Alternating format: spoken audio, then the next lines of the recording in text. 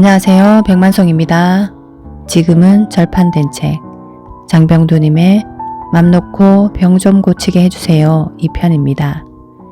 들을수록 건강해지는 책 시작하겠습니다. 장병두 할아버지의 건강 충고. 호흡은 깊게, 음식은 적게 먹어라. 우주를 나누어 음과 양으로 대응시키면 음은 땅이고 물이고 양은 하늘이고 불이다. 이 두 기운이 서로 교류하여 만물을 키우는데 땅의 기운과 물은 위로 올라가 만물을 키우고 하늘의 기운과 불은 아래를 비추어 만물을 자양한다. 그래서 음승양강 또는 수승화강이라는 법칙이 작용한다. 해석하면 음은 위로 오르고 양은 아래로 내려간다는 뜻이다. 그런데 간혹 물이 아래로 내려오고 불이 위로 솟는 자연현상도 볼 수 있다. 이러한 현상들은 물과 불이 만나 조화를 이룰 수 없기 때문에 그대로 생명이 멈춰버린다.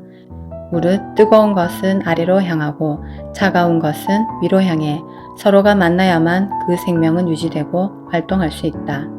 인간의 몸으로 치면 머리는 차고 다리가 따뜻해야 건강한 것이 이치다. 그러니 발은 땅에 닿아 있고 발은 하늘을 향해 있어야 음양이 조화를 이룬다.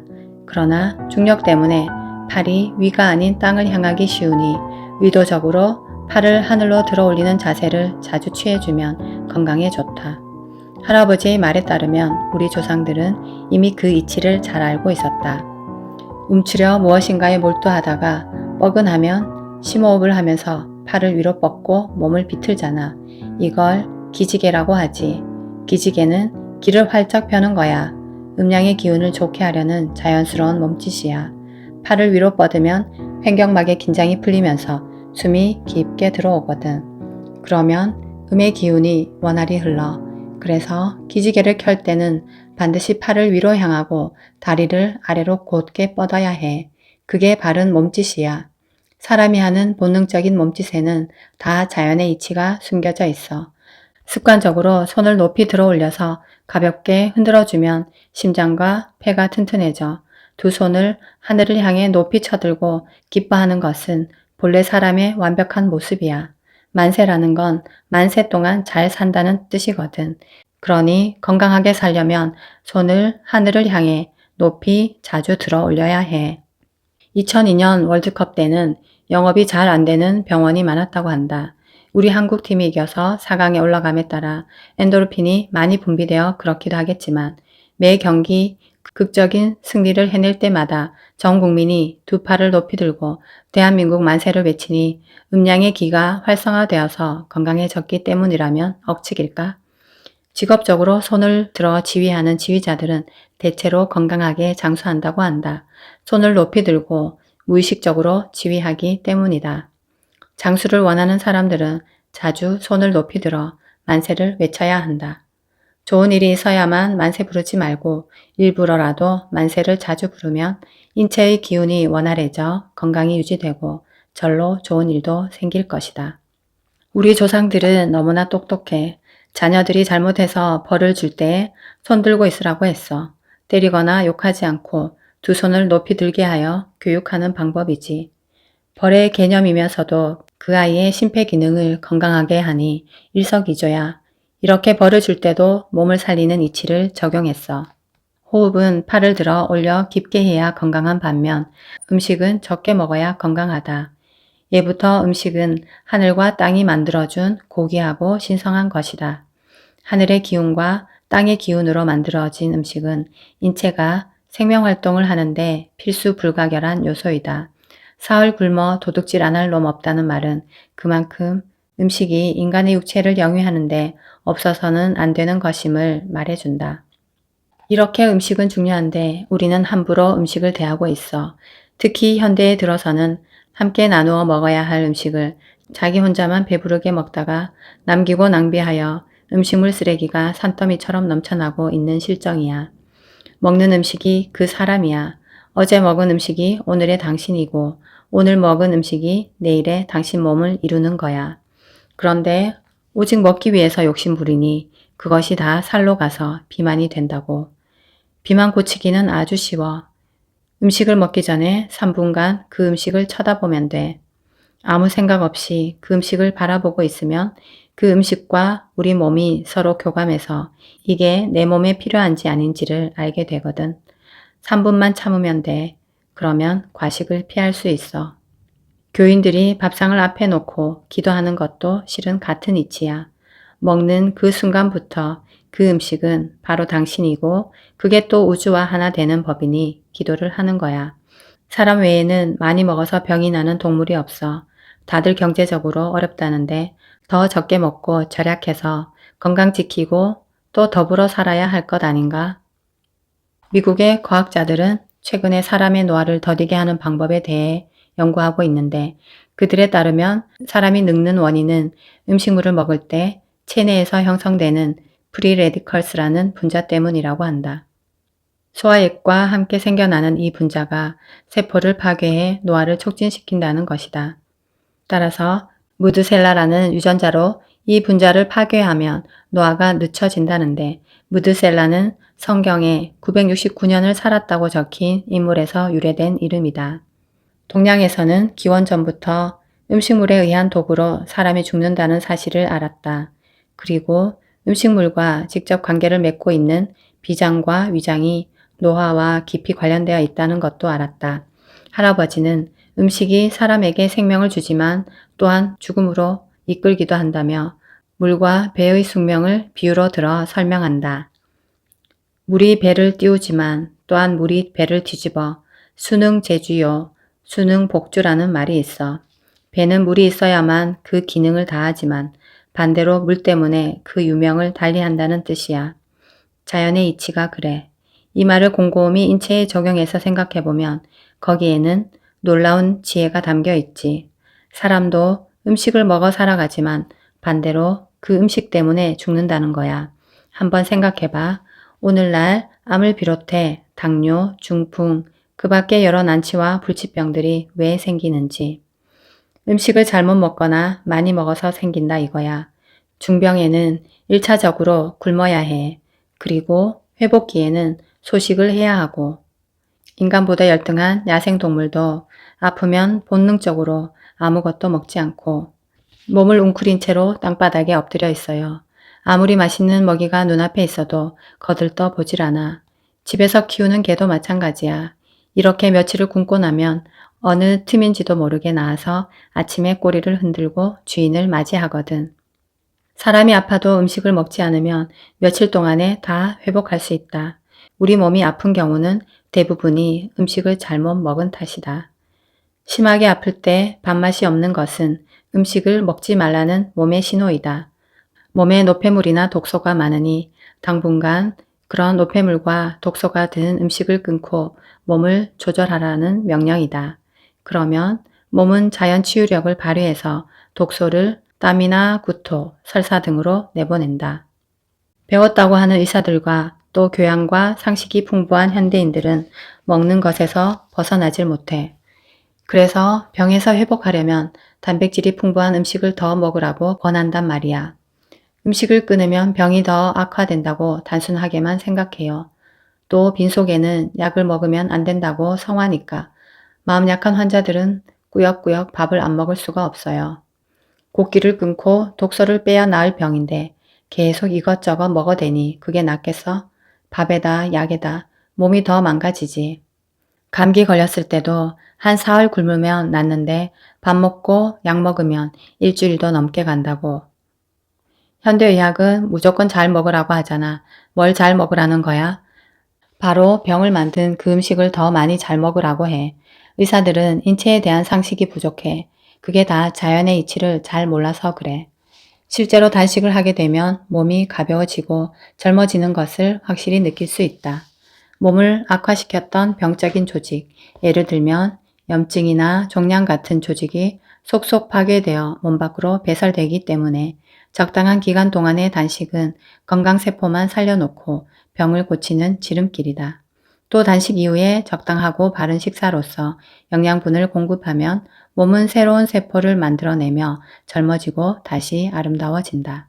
직접 경험해보지 못한 사람들은 병이 들었을 때의 단식을 다소 위험한 것으로 받아들일 수도 있다. 그러나 실제로 음식을 끊고 생수만 마시며 2, 3일을 지내다 보면 몸이 상쾌해지는 기분을 느낀다. 인간에게는 먹는 즐거움도 있지만 뱃속이 비어있는 즐거움도 있다. 배가 부르면 육체와 정신이 게을러진다. 지나친 식도락은 병을 부른다. 심각한 성인병이 다 먹는 것에서 온다. 그러니 병에서 회복하려고 하는 환자들은 반드시 뱃속부터 비워야 한다. 십장생인 학이나 거북의 장, 창자에는 아무것도 들어있지 않다. 창자가 비어있으니 오래 산다. 진정한 건강은 배가 비어있을 때 찾아온다. 신선이 육식으로 포식했다는 이야기를 들어본 적이 있는가? 예수가 40일 동안 굶고서도 사람은 떡만으로 사는 것이 아니라고 설교한 것은 아마도 먹지 않고도 영생할 수 있는 비밀을 알았기 때문일 것이다. 그래서 할아버지는 목숨을 위하여 무엇을 먹을까 염려하지 말라고 가르친다. 배가 부르면 미련함이 따르고 배가 비면 지혜가 스친다. 빨간색은 회음을 강하게 합니다.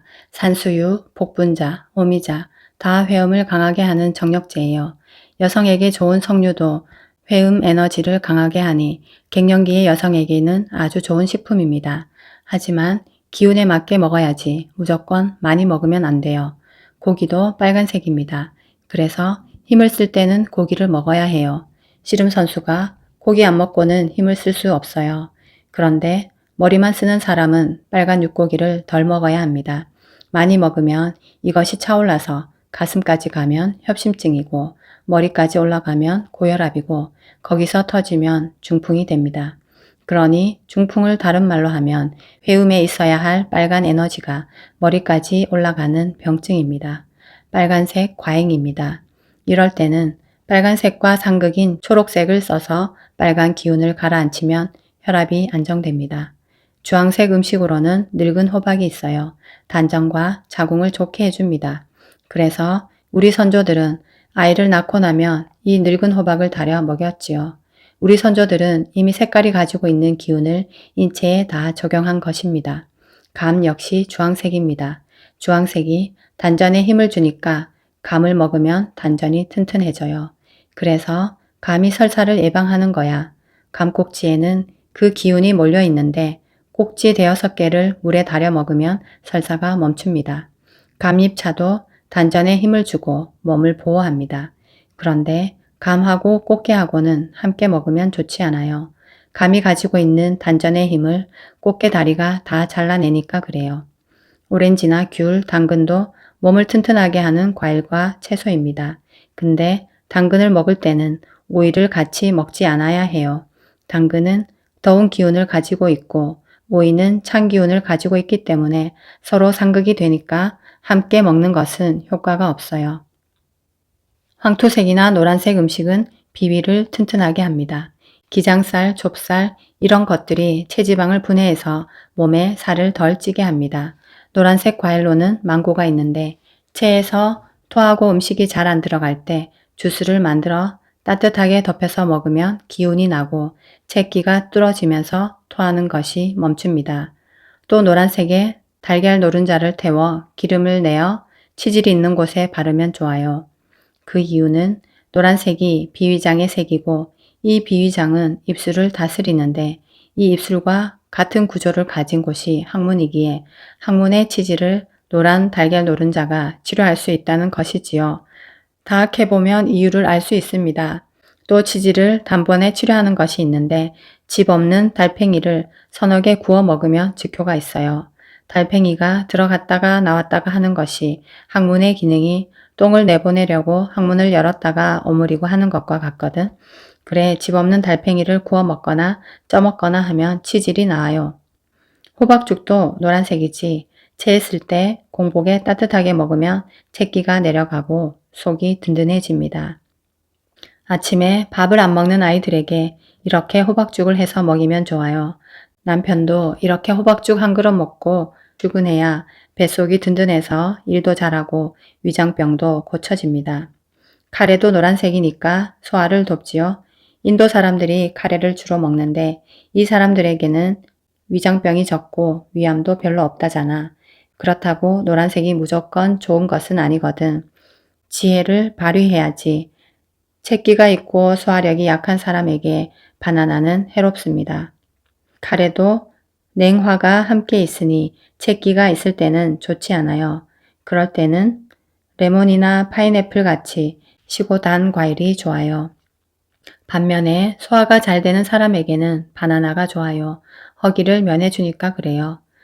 채소는 다 초록색입니다. 채소를 많이 먹으면 심장병에 좋아요. 하지만 채소도 그 성질에 따라 가려 먹어야 할 때는 가려 먹어야 합니다. 파나 양파는 미역과 함께 먹으면 안 됩니다. 미역은 독소를 해독하는데 파는 양기를 돋아서 독소가 빠지지 않게 만들어요. 또 배추를 너무 많이 먹으면 담이 상해져서 무릎에 관절염이 생길 수 있어요. 우리나라 여성들이 60만 넘으면 관절염이 생겨 붓고 걸음을 잘못 걸어요. 배추김치를 너무 많이 먹어서 그렇습니다. 살집이 있고 뚱뚱하고 잘 붓는 사람은 60이 넘으면 배추를 덜 먹어야 관절염에 좋습니다. 무릎 관절염이 있는 사람은 배추를 한 달만 먹지 말아 보세요. 관절염이 수월해져서 걷기가 아주 편해집니다. 물론 깍두기나 열무김치는 먹으면 좋습니다.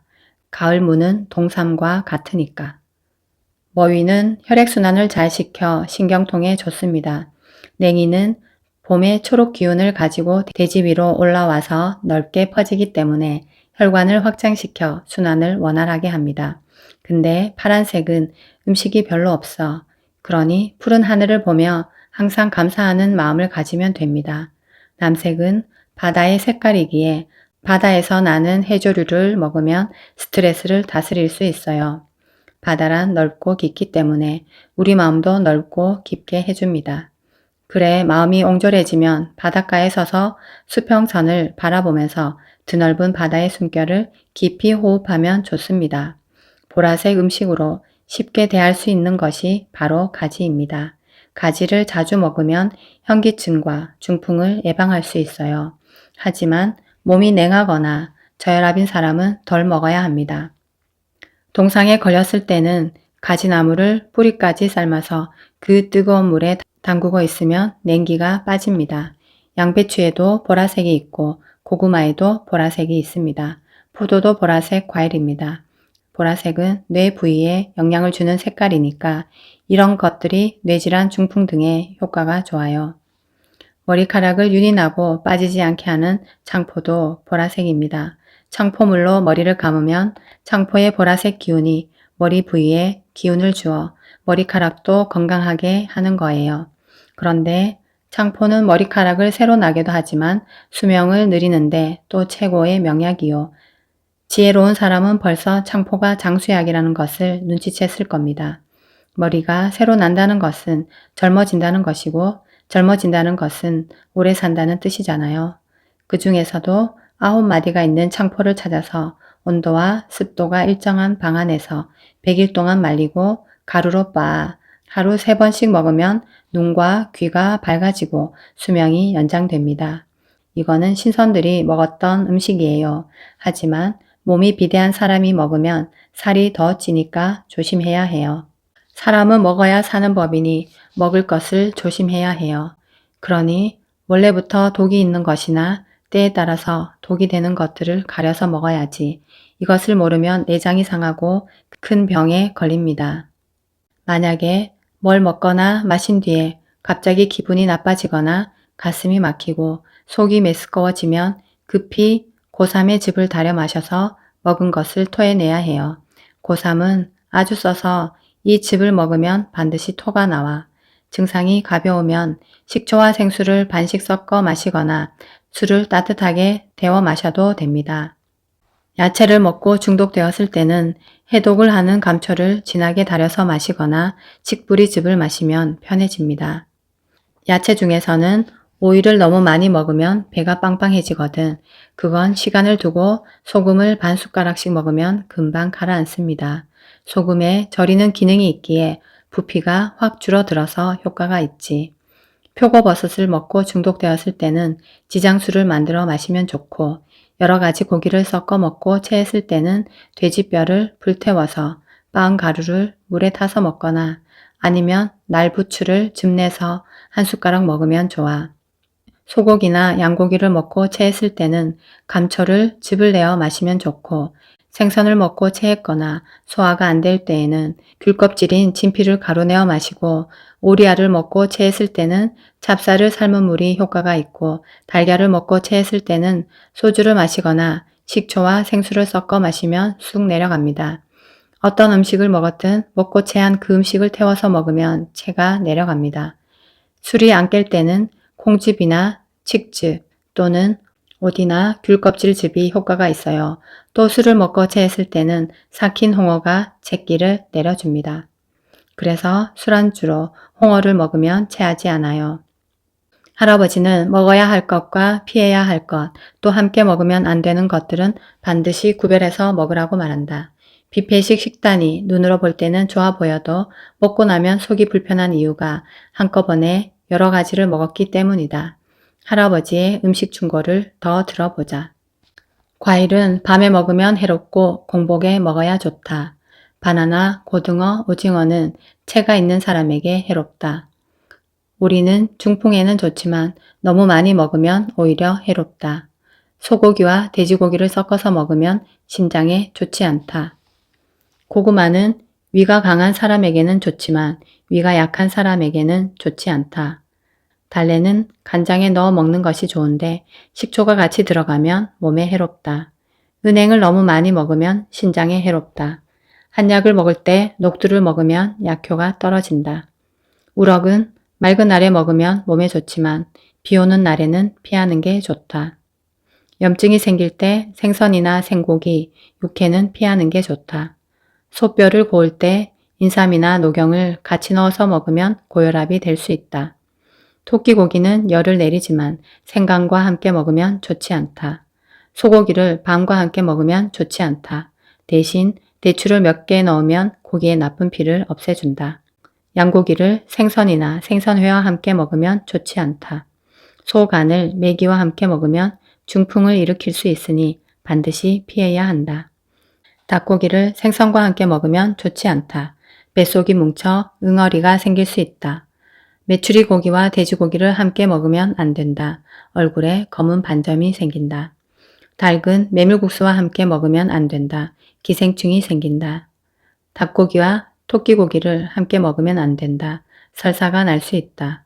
붕어와 돼지고기를 함께 먹으면 좋지 않다. 새우와 돼지고기는 상극이라 함께 먹으면 정력을 해치고 중풍이 올 수 있으니 삼가야 한다. 새우와 설탕을 함께 먹으면 안 된다. 새우와 닭고기를 함께 먹으면 좋지 않다. 기장쌀을 아욱과 함께 먹으면 열과 열이 부딪혀 병이 나기 쉽다. 팥을 잉어와 함께 먹으면 상충이 되어서 좋지 않다. 자두와 달걀을 함께 먹으면 상충이 되어서 좋지 않다. 대추를 꿀과 함께 먹으면 열과 열이 부딪혀 좋지 않다. 아욱과 엿을 함께 먹으면 안 된다. 부추를 술과 함께 먹으면 안 된다. 위궤양을 일으킬 수 있다. 연부추를 소고기와 함께 먹으면 몸에 응어리가 생긴다. 겨자와 토끼고기를 함께 먹으면 안 된다. 부스럼이 생긴다. 자주 졸고 있는 토끼는 잡아먹지 마라. 고기를 삶을 때에는 뽕나무 장작을 쓰지 마라. 고기를 삶았을 때 색깔이 변하지 않는 것은 먹지 마라. 제철이 아닌 음식이나 과일은 먹지 마라. 설 익은 과일은 안 먹는 것이 좋다. 복숭아와 살구가 씨가 2개인 것은 먹지 마라. 표고버섯을 너무 많이 먹으면 병이 난다. 대추잎을 삶아서 차로 마시면 여름에 더위를 먹지 않는다. 연잎차는 속이 냉한 사람에게 좋지 않고 연뿌리는 속이 냉한 사람이 먹으면 좋다. 양파와 파는 고혈압과 당뇨, 과열을 없앤다. 옥수수 수염은 당뇨와 소변을 좋게 한다. 복숭아는 니코틴을 제독하는 데 효과가 있다. 너무 많은 영양식은 통풍과 당뇨 등을 일으킨다. 아토피에는 버섯, 돼지고기, 닭고기를 금하는 게 좋고 화장품과 비누 등 화공 성분이 있는 것도 피하는 게 좋다. 또한 버섯 종류를 먹으면 아토피가 심해진다. 당뇨에는 밀가루, 술, 설탕 등 당분은 피하는 게 좋다.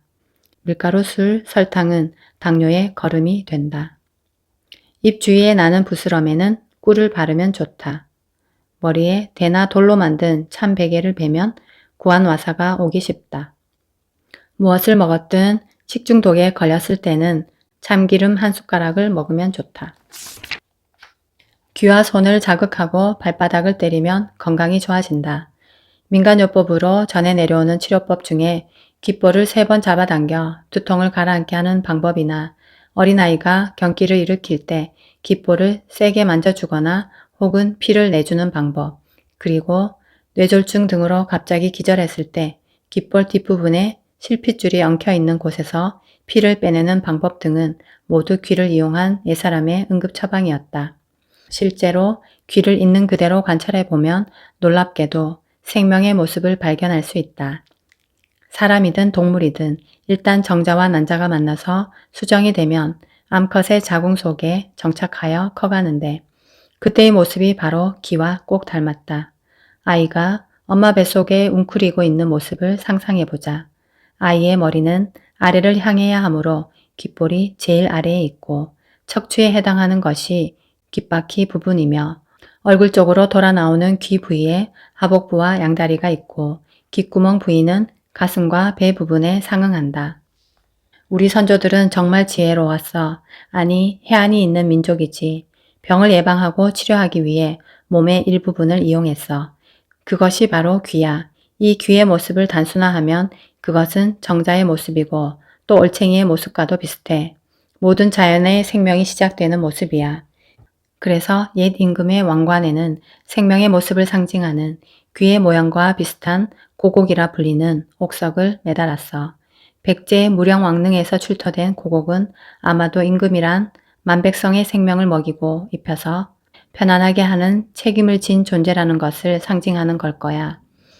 우리 선조들은 이렇게 생명체의 모습이 고곡이나 태극처럼 생겼다는 것을 알았을까?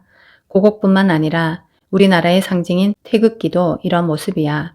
이 태극 속에 양을 상징하는 부분과 음을 상징하는 부분이 바로 생명의 씨 모습이고 이 음양이 합쳐져 태극이 되듯이 정자와 난자가 합쳐지면 소우주 본체인 인간이 출생하는 거지.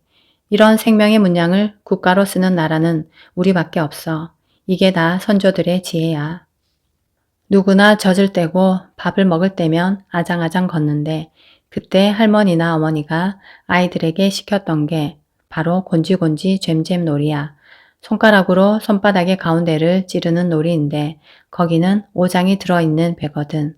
보통 아이의 배가 아플 때는 할머니 손은 약손, 우리 아기 배는 똥배 하면서 배를 쓰다듬고 곤지곤지 잼잼을 가르쳐 주어요. 그런데 이 뜻이 묘하단 말이야. 곤지곤지에서 곤은 손바닥처럼 편편한 땅을 의미하고 지는 땅의 기운을 의미하고 잼잼은 잡는다는 우리말이야. 그러니까 곤지곤지 잼잼은 땅의 기운을 움켜잡는다는 의미지. 밥 먹고 그것을 잘 소화시켜야 하는데 손가락으로 손바닥을 찌르니 당연히 소화력이 좋아져. 그래서 이 놀이 이름이 곤지곤지 잼잼이야.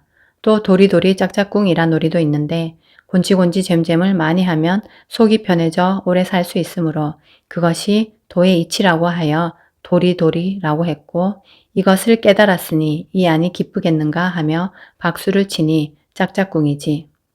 할아버지는 손을 많이 써야 똑똑해지는 법이니 우리 민족이 가장 똑똑한 민족이라고 말한다. 우리네 조상들은 아이가 조금만 크면 손을 잘 놀리라며 가위바위보 놀이를 시켰다. 가위바위보는 손에 사람과 하늘과 땅을 상징하는 모습이 있음을 무의식적으로 깨닫게 해주는 놀이다. 가위는 사람을 상징하고 보는 활짝 펼쳐졌으니 하늘을 상징하며 바위는 단단히 꽉 쥐어 땅을 상징한다. 즉 천지인이다. 또한 손가락을 많이 움직이는 이 놀이는 심장에서 가장 멀리 떨어진 손의 혈액순환을 도와줌으로써 전신의 순환을 좋게 해준다. 현명한 부모라면 아이들과 함께 선조들이 가르쳐준 이런 놀이를 자주 해야 한다. 손을 많이 움직이면 자기도 모르는 사이에 몸이 건강해진다. 몸의 건강을 위해서 항상 손을 움직여주고 비벼주고 만져주면 좋아. 예전에 할아버지들이 호두알을 손에서 굴렸는데 이게 다 건강 비법이야. 그리고 손가락의 제일 끝 부위를 손톱으로 자주 눌러주면 혈액순환이 잘 돼서 건강해져. 손끝엔 숨어있는 급소가 있어서 이곳을 천천히 살살 눌러주면 혈액순환이 잘 돼요.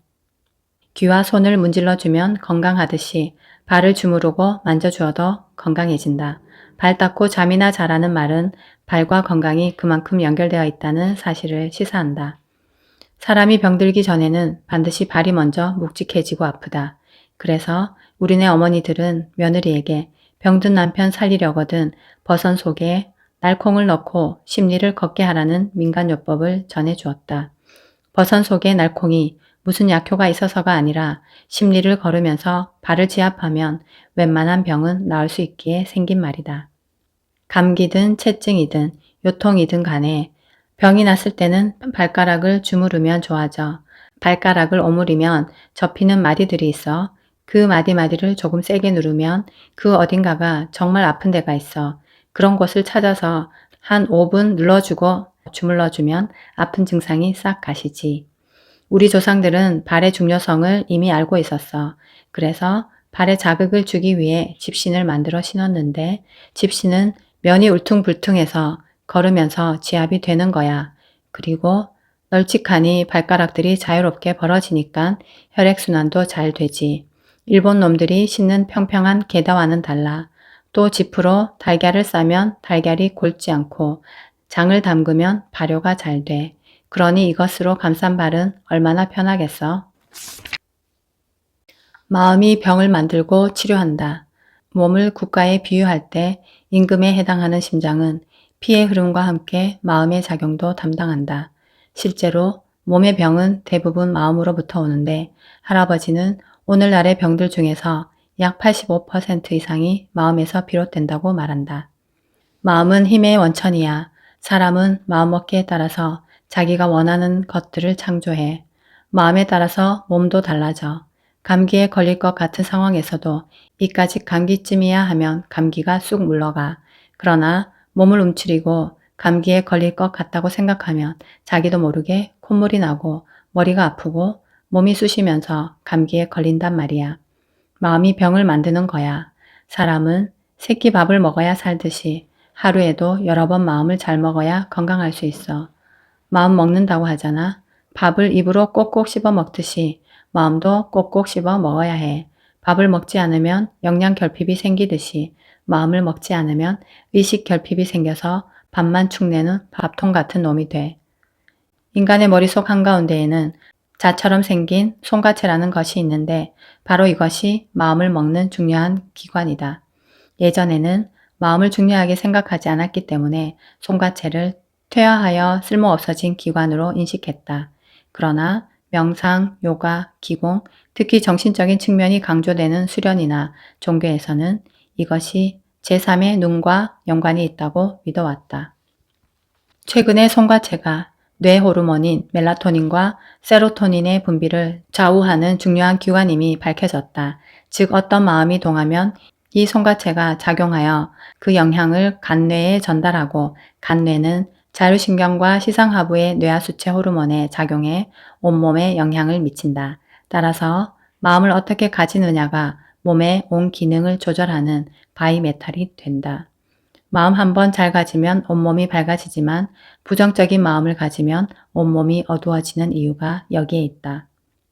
하루야마 시게오의 뇌내 혁명에 따르면 갑자기 격한 운동을 하거나 화를 내면 부신수질에서 노에프네프린이 분비되면서 모세혈관이 수축하여 혈액의 흐름이 순간적으로 멈추었다가 다시 흐르게 되는데 이때 혈액이 다시 흐르면서 유해산소가 가장 많이 발생한다. 그리고 이때 발생한 유해산소는 세포를 공격하여 유전자에 상처를 입힌다. 즉, 격한 운동이나 갑작스러운 분노로 인해 마음이 교란되면 유해산소가 형성되어 몸의 질병과 노화를 촉진한다는 것이다. 한바탕 분에 못 이겨 싸우고 나면 훨씬 늙어 보이는 데는 그럴 만한 이유가 있다. 마음속에 분노를 많이 가지고 사는 사람은 더 빨리 늙거나 병에 자주 걸린다. 실제로 우리의 모든 생각과 의지와 신념은 화학물질로 변하기 때문에 어떤 생각이라도 반드시 몸에 나타난다. 마음이 기쁘고 편안하면 두뇌 속의 화학물질은 몸 전체를 두루 돌아다니며 모든 세포에 그 만족감을 전해준다. 세포들은 그 메시지를 듣고 활력에 넘쳐 더욱 효율적으로 기능하기 시작한다. 반면에 우울할 때는 그 반대 현상이 일어난다. 슬픔은 화학적으로 각 세포에 전해져 심장세포를 비롯한 장기에 그 슬픔을 전하고 그 결과 세포는 면역력이 떨어지고 활력이 사라진다. 인간의 혀 밑에서는 두 종류의 침이 나온다고 한다. 하나는 단맛이 나는 침이고 다른 하나는 쓴맛이 나는 침이다. 긍정적이고 희망적이고 사랑이 넘치는 생각과 말은 입안에 단맛의 침을 내서 건강하게 하지만 부정적인 생각이나 남을 헐뜯는 말을 하면 쓴맛의 침이 나와 자꾸 침을 뱉게 되고 결국 소화효소가 부족해져 건강을 해친다. 마음은 병 치료를 위해 아주 중요해. 아무리 위중한 병이라도 그 원인이 마음에 있다면 그 치유법도 오직 마음에 있는 거야. 20여 년간 해소천식으로 숨이 차고 기침이 심했던 사람이 고쳐달라며 찾아왔어. 숨만 제대로 쉬게 해주면 은혜를 잊지 않겠다는 거야. 근데 내가 그 마음보를 보니 은혜는커녕 입을 싹 씻을 사람이야. 왜냐하면 그 해소천식이 바로 마음보를 잘못 써서 온 거란 말이야. 마음보가 고약해서 남 잘 되는 꼴을 못 보니 심장이 폐를 극해서 약화시킨단 말이야. 당연히 숨이 가쁘고 답답하지. 그래 내가 마음보를 고쳐야 합니다 하니까 그게 무슨 말씀이냐고 빤히 내 눈을 쳐다봐요. 마음이 고약해서 이 병이 왔다 다시 말해주니 머리를 수그리며 제발 고쳐만 달라길래 불쌍하지요. 숨 못 쉬는 병은 정말 당해보지 않으면 그 갑갑함과 괴로움을 알기 어려워요.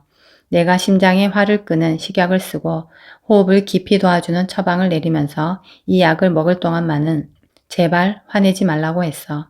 그리고 여지까지 사람들에게 화내고 시기하고 사기쳤던 모든 것을 마음속으로나마 잘못했다고 빌라고 했지. 그랬더니 꼭 그렇게 하겠대. 3달 정도 지나서 왔는데 내가 보니까 마음이 변했어. 사람이 착해졌어. 내가 해소천식은 어떠냐고 물었더니 눈물부터 흘리는 거야. 그동안 자기가 너무 이기적으로 살았다면서 내 약을 먹는 동안 되돌아보니까 사람들에게 잘못한 것들이 많아서 마음속으로나마 빌고 용서를 구했다고. 말을 하는 것을 보니 이젠 숨소리도 안정되어 있고 기침도 안 해. 20여 년을 괴롭히던 해소천식이 그냥 나은 거야. 최근 양자물리학에서는 인간은 물론이고 모든 생명과 심지어 무생물도 각자 고유한 진동을 가지고 있다고 설명한다.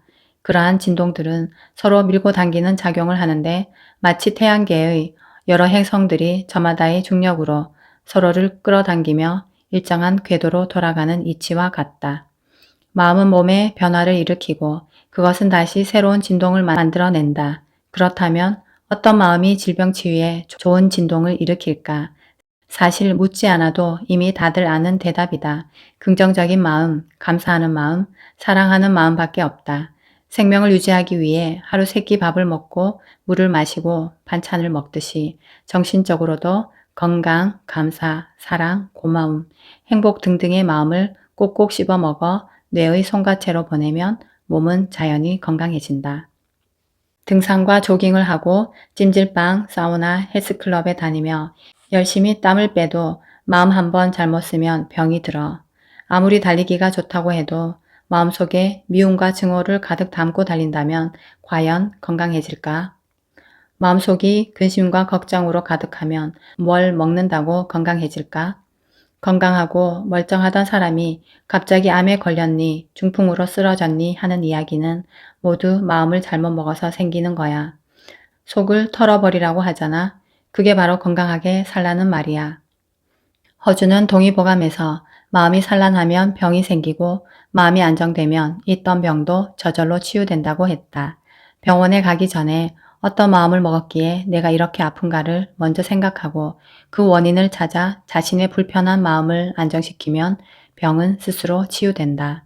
병을 만들어낸 환경을 바꾸어서 세포에 생명력을 불어넣는 것이 진정한 치유이다. 자신감을 갖고 병든 세포를 정상적인 세포로 바꾸기 시작하면 아무리 중한 병이라도 겁먹을 필요가 없다. 마음먹어서 안 될 것이 무엇인가? 병원에 억만금을 갖다 바쳐도 모난 마음이 그대로라면 무슨 소용인가? 인간과 컴퓨터는 같다. 글자판에 나는 환자야 라고 치면 화면에도 똑같이 나는 환자야 라고 뜬다. 이것을 저장하면 나는 환자야 라는 정보가 하드디스크에 단단히 저장된다. 그리고 우리는 언제든 이 정보를 불러올 수 있다. 이런 일은 몸에서도 일어나고 있다. 자기가 생각한 것이나 선언한 말은 뇌에 저장되고 이 기억은 곧 정보화되어 자신의 세포에 전달된다. 그리하여 건강한 세포는 입력된 정보에 따라 병든 세포로 전환된다. 아프다는 정보가 지워지지 않고 계속 작용하면 사소한 병도 곧 고질병으로 발전한다. 어두운 방에 스위치를 켜면 불이 들어와 방이 밝아지지. 마음 먹는 것도 마찬가지야. 스위치만 켜면 마음의 밝은 불이 켜져. 사람이 병들면 마음이 약해져. 이러다 죽는 것이 아닌가 생각하게 돼. 그런 생각이 많아지면 정말로 많이 아파지다가 죽는 거야. 병이 들어서 아픈 것이 아니라 마음이 아프니 병이 드는 거야. 어떤 집안에 효자가 있어. 그 애비가 중풍으로 10년 넘게 누웠는데 아들이 아주 정성껏 수발을 하는 거야. 주위에서 칭찬이 자자해. 그런데 어떤 노인네가 나도 저렇게 효성스러운 아들이 있었으면 좋겠다 그러는 거야. 내가 그 말을 듣자마자 야단쳤어. 왜 야단쳤겠어? 그런 효자를 만들려면 자신이 중풍이 들어야 하거든. 그래 자신이 중풍 들어 자식 효자 만들면 뭐가 좋겠어? 그 아들이 좋겠어? 중풍 걸린 당신이 좋겠어? 내가 그렇게 야단쳤더니 다시는 그런 말을 하지 않겠다고 입을 다물지. 옛날에는 변소에 15촉짜리 전구를 켜고 부엌에는 30촉짜리를 켰지. 하지만 공부하는 방에는 60촉이나 100촉 정도는 켜야 책이 잘 보이지. 촉수에 따라 밝기가 다르니까. 사람의 몸과 마음도 전구와 같아요. 내가 100촉짜리 전구를 마음에 켜면 그만큼 몸과 마음이 밝아져. 질병을 어렵게 생각하고 부정적인 마음을 먹어 아예 전구를 끼우지 않으면 몸도 마음도 어두워져. 병은 더 악화돼. 30촉짜리의 마음의 전구를 끼우면 그 치료 효과도 30% 정도야. 그러니 이왕 치료하려고 마음먹을 바에는 100촉짜리 긍정적인 마음을 먹어야 하지 않겠어? 생각을 바꾸면 건강이 보인다. 인간은 항상 같은 몸으로 사는 것 같지만 어느 한순간도 같은 몸으로 존재할 수가 없다. 몸속의 세포는 매 순간마다 새롭게 바뀌고 또 매 순간마다 우리의 마음과 영향을 주고받는다. 변한다는 것은 과거의 나를 포기한다는 뜻이다. 즉 기존의 나를 포기하면 새로운 내가 태어나고 그것은 다시 또 다른 나를 위해 변화해 간다. 하지만 자기를 고집하고 주장할 때는 변화가 일어나지 않고 정체되며 이것이 계속되면 인간의 몸과 마음은 굳어진다. 바로 고체화하는 것이다. 이것이 이른바 암이다.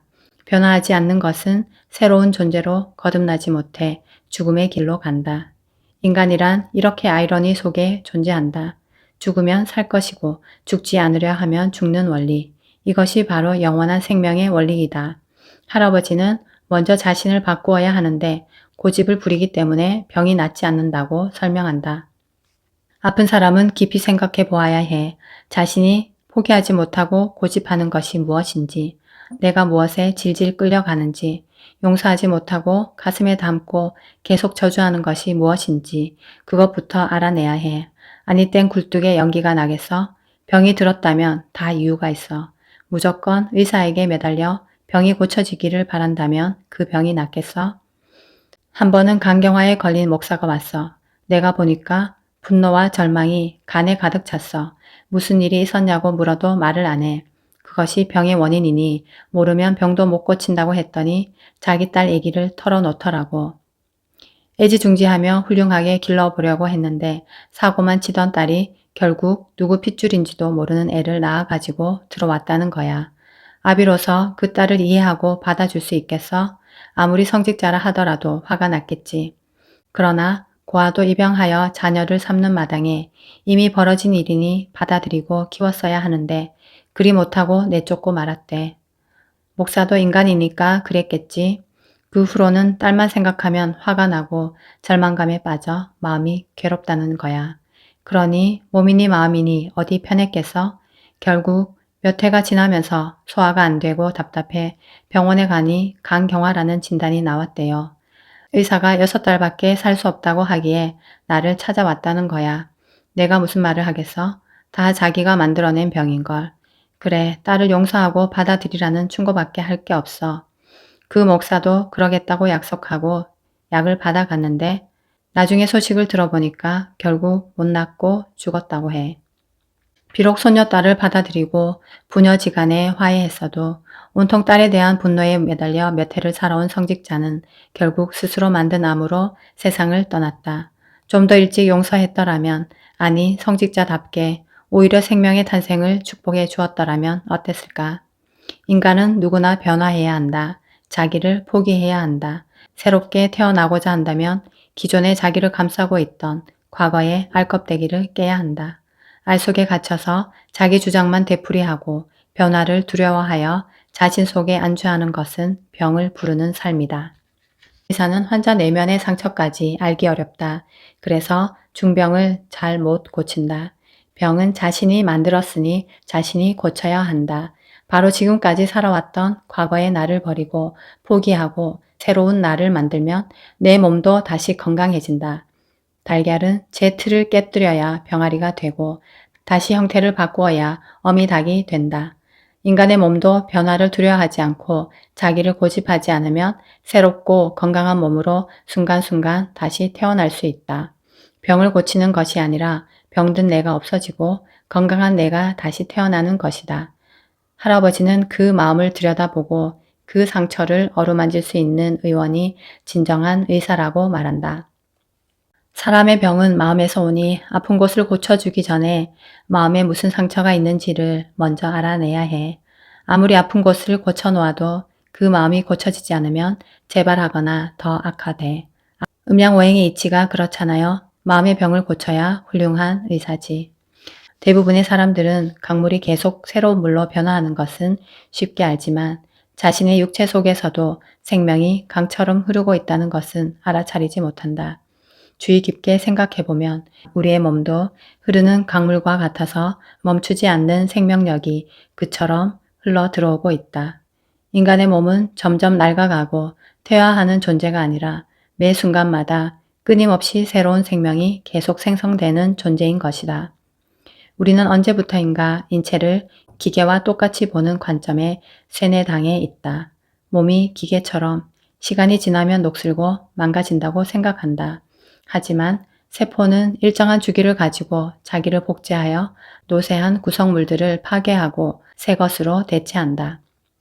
분자생물학이 밝힌 바에 따르면 인간의 세포는 엄청난 양의 정보를 정교하게 담고 있어서 손상되면 스스로 수리하기도 하고 만약 손상이 너무 심해 수리하기가 곤란하다고 판단되면 다른 세포에 피해를 주지 않기 위해 스스로 도태되어 죽는다. 이처럼 세포들은 그 자체로 끊임없이 정보를 받아들여 새롭고 건강한 세포를 만들어낸다. 그 예로 췌장세포는 24시간마다 새롭게 바뀌고 위장은 사흘마다 위벽에 새로운 뇌파를 만든다. 백혈구는 열흘마다 새로워지고 우리 몸의 지방 조직은 끊임없이 지방을 채웠다가 비워버리면서 3주마다 새롭게 바뀐다.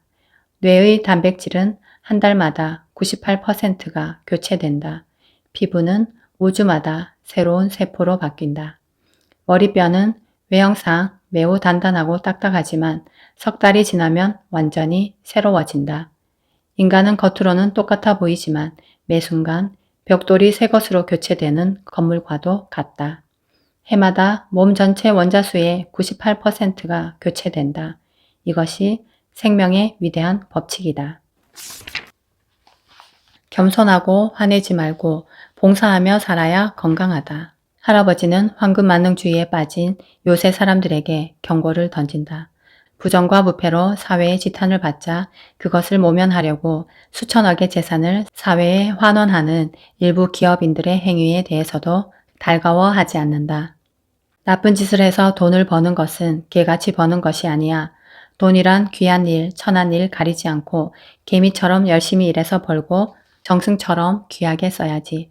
부정한 짓을 해서 돈을 벌고 정승이 된다고 뭐가 달라지겠어? 남에게도 지탄받고 자기 양심에도 걸리는 일을 왜들 하는지 모르겠어. 사람이 어떻게 살아야 하는지 이치를 몰라서 그래. 마음이 병들어서 그래. 그러니 몸인들 성하겠나? 속에서 피가 뭉치니 협심증이나 고혈압이나 중풍이 오지. 심장병, 고혈압, 협심증 이런 병들은 모두 겸손하지 못해서 오는 거야. 돈 좀 벌었다고 아나무인이 되어 뻐기는 건 병을 자초하는 짓이야. 좀 출세했다고 일가친척 무시하고 동네 어른한테 예의를 차리지 않는 놈은 이미 병자지. 한 번은 모 국회의원 쪽에서 연락이 왔어. 보좌관인가 하는 놈이 찾아와서는 자기 의원님이 심장이 아파서 병원에 가서 진찰해보니 뭐가 막혔다나? 그래서 수술을 해야 한다는데 위험한 수술 대신 약으로 고칠 수 있겠냐는 거야. 그래서 내가 직접 아픈 사람을 봐야 진찰할 수 있다고 했지. 딱 보니 뻔한 거야. 국회의원이라고 뻐기다가 심장에 병이 들어간 거지. 사람이 지위가 높아질수록 겸손해야지. 그렇지 못하고 교만하고 무례하면 심장에 병이 들어 어느 순간에 죽게 돼. 의원이 그 보좌관하고 왔는데 내 예측대로 겸손하질 못해요. 내가 나이를 저보다 2배는 더 먹었을 텐데도 인사 한번 구부려서 안 해.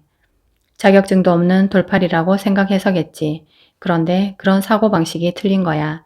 내가 돌팔이건 대통령 주치이건 자기의 병을 고쳐달라 할 때는 정중하게 와서 이런 병이 들었으니 부탁한다고 인사부터 해야 맞지. 그래도 이런 놈이 정치를 잘못하면 나라가 망하니까 고쳐주어야겠다 생각해서 진찰을 했어. 근데 심장 뒤쪽을 만져보니 성격이 아주 급해요. 일 처리가 잘 안 되면 성질을 부려서 심장에 혈관이 막힌 거지. 조급증은 모두 심장의 부저화 때문에 나오는 거야. 그래서 뭐든 빨리빨리 재촉하게 돼. 요즘 우리나라 사람들 심장병이 많아졌어요. 빨리빨리로 바뀌어서 그래. 천천히 침착하게 매사를 처리하는 것이 우리 민족의 덕이었어. 그래서 동방예의지국이라는 말까지 들었는데 요즘은 예의 침착함이 간데없어. 삶이 각박해서 그렇다고 할지 모르지만 실은 심장 기능이 나빠져서 더 그래. 할아버지는 이럴 때 심장의 화기를 눌러주어야 한다고 말한다. 조급증은 심장마비나 협심증을 일으키기 때문에 침착하게 여유를 가지려고 노력하면 갑작스런 돌연사를 막을 수 있다. 서두르면 일이 더 꼬이는 경우가 많다. 그러면 심장이 더 타들어가고 그 결과 병원에 입원하여 팔다리를 움직이지 못하는 꼴이 되고 만다. 조급해하고 서두르는 사람은 그만큼 많이 또 빨리 움직였기 때문에 말년에는 잘 움직이지 못하는 중풍 같은 병에 걸리는 것이다. 반면에 침착한 사람은 힘이 남아있어 말년에도 여유있게 몸을 움직일 수 있다. 할아버지는 화기를 끄는 식약을 처방하면서 새벽마다 냉수로 몸을 마찰하며 물처럼 천천히 아래를 향해 겸손하게 사는 마음을 가지라고 권했다. 만일 그렇게 하지 않으면 심장이 마비되거나 뇌혈관이 터져 중풍을 맞는다고 겁도 주었다. 그리고 술도 끊으라고 처방했다. 술은 화기라서 불인 심장에다 술을 또 부으면 그 화기가 심장병을 악화시키기 때문이다. 대신 물의 차가운 기운으로 화기를 누르면 조급함과 무례함이 줄어들면서 심장에 막힌 것도 풀어진다. 살다가 갑자기 심장이 아프거나 답답하다면 자신을 돌아봐야 해. 근래에 남에게 무례하게 굴었던 적은 없었는지 생각해봐. 그리고 그동안의 행동이나 언어가 무례했다고 인정되면 겸손하게 사과하고 용서를 빌어. 이것을 잘해야 건강해져. 건강한 사람은 자기를 돌아보고 잘못했으면 그 즉시 사과하고 용서를 빌어. 그게 건강한 사람이야. 이렇게 사람은 장기의 조화 유무에 따라 성품까지 변한다. 심장이 건강한 사람은 겸손하고 심장이 병든 사람은 매사에 교만하고 건방져지기 쉽다. 반대로 거만한 사람의 심장에는 병이 찾아오고 겸손한 사람의 심장에서 병은 스스로 떠나간다. 그러니 겸양과 교만, 예와 무례의 차이는 바로 본인의 지혜의 유무에 달려있다. 지혜로운 자는 겸손할 것이고 지혜롭지 못한 자는 교만하고 무례할 것이다. 뒤늦게라도 자신의 병을 알았다면 지혜롭게 처신하여 지난 세월을 돌아보고 겸손하게 자신을 고쳐야 한다. 그런 후에 심장의 허실을 찾아 허한 것은 보하고 실한 것은 사해주면 물에는 다시 예로 극복되고 심장병, 고혈압, 동맥경화 등의 병은 점차 사라진다. 그래서 죄는 미워하되 사람을 미워해서는 안 된다는 것이다. 또한 의술을 펴는 사람이라면 거만한 사람을 거만하다고 탓하지만 말고 심장이 뒤집히게 만든 그의 상황을 이해하고 심장을 조화롭게 조절하도록 도와주면 언제 그랬는가 하고 확 달라지는 환자의 모습을 볼 수 있을 것이다. 사람은 제 몸이 아파야 깨달을 수가 있어. 몸이 아프면 모든 것이 헛것이라는 깨달음이 와요. 지금까지 자신의 이익만을 살아온 인생이 부끄럽고 슬퍼져. 말은 마음의 소리요. 행동은 마음의 자취라는 말이 있어. 말만 요란하고 사랑의 행동은 나 몰라라 하면 공허한 인생이 돼. 그러니 남을 사랑해야 인생이 충실해지고 그에 따라 몸이 건강해져요. 한 부인이 암으로 6개월 시한부 인생을 선고받았어. 그 남편과 함께 왔는데 얼굴을 보니 죽을 상이 아니야. 이야기를 들어보니 평생 남편과 자녀들 뒷바라지 하느라 숨 한 번 크게 못 쉬고 가슴 한 번 크게 못 폈대. 암도 암이지만 너무 허무해서 죽겠다는 거야. 가족만 생각하고 살았는데 곧 죽는다니까 이뤄놓은 것도 없는 자신이 너무 불쌍하다는 거야.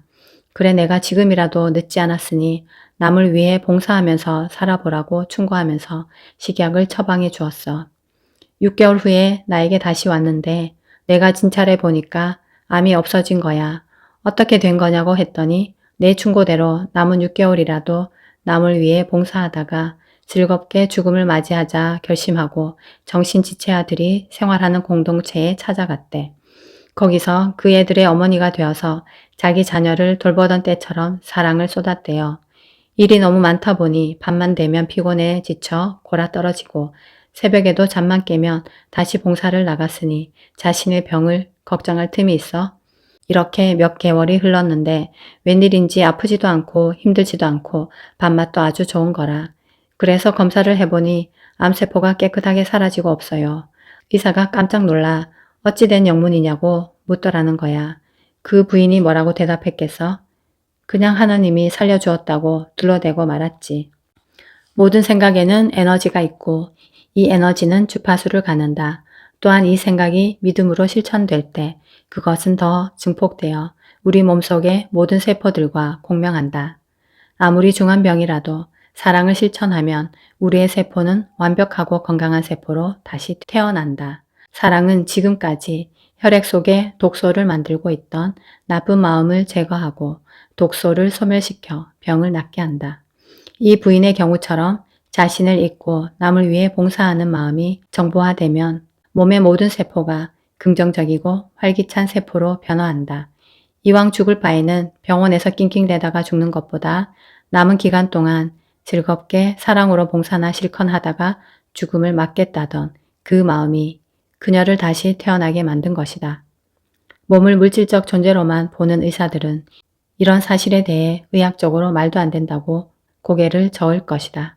그러나 남을 위한 봉사가 왜 자신에게 유익하고 어떻게 병든 몸을 고쳐주는지 할아버지는 명쾌하게 설명해준다. 화엄경에서는 일체의 세계가 한 터럭 안에 다 들어가고 한 터럭이 일체의 세계에 들어간다. 일체 중생의 몸이 한 몸에 들어가고 한 몸이 일체 중생의 몸에 들어간다. 말할 수 없이 긴 겁이 한 생각에 들어가고 한 생각이 말할 수 없이 긴 겁에 들어간다. 한순간에 산매에 들어가 억겁이 일어나고 억겁은 산매에 들어간 한순간에 일어난다고 말해요. 부처님의 법문에는 다 건강 비법이 담겨 있어 다른 사람 속에 내가 들어있고 내 속에 그 사람이 들어있다는 이야기야.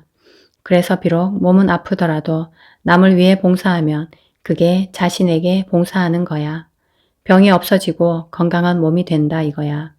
요즘 사회봉사가 많아졌어. 그런데 봉사하고 나서 병들었다고 하면 그 봉사는 가짜로 한 거야.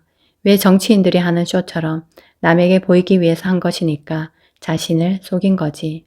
진심으로 봉사하면 마음이 기뻐서 병이 없어져요. 수년 전부터 명상을 지속해온 저는 사람들이 병을 고치고 건강해지려면 마음과 생각을 먼저 변화시켜야 된다는 할아버지의 말씀에 깊이 공감하게 됩니다. 오늘 책 읽기는 이렇게 마치겠습니다.